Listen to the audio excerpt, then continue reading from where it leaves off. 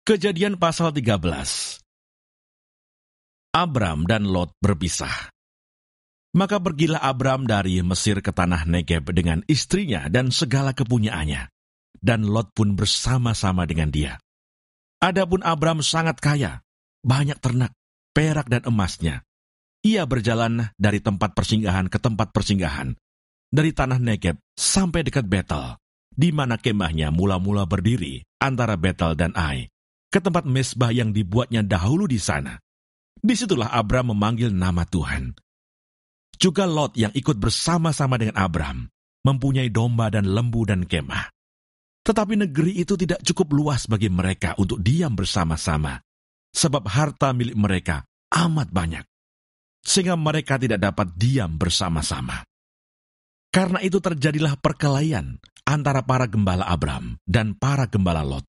Waktu itu orang Kanaan dan orang Feris diam di negeri itu. Maka berkatalah Abram kepada Lot, "Janganlah kiranya ada perkelahian antara aku dan engkau, dan antara para gembalaku dan para gembalamu, sebab kita ini kerabat. Bukankah seluruh negeri ini terbuka untuk engkau? Baiklah pisahkan dirimu daripadaku. Jika engkau ke kiri, maka aku ke kanan. Jika engkau ke kanan, maka aku ke kiri." Lalu Lot melayangkan pandangnya, dan dilihatnya lah bahwa seluruh lembah Yordan banyak airnya, seperti taman Tuhan, seperti tanah Mesir, sampai ke Zoar. Hal itu terjadi sebelum Tuhan memusnahkan Sodom dan Gomora.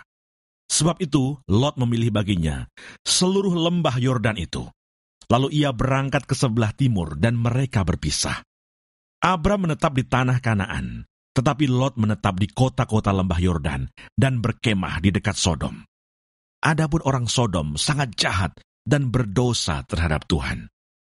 Setelah Lot berpisah daripada Abram, berfirmanlah Tuhan kepada Abram, "Pandanglah sekelilingmu, dan lihatlah dari tempat engkau berdiri itu ke timur dan barat, utara dan selatan.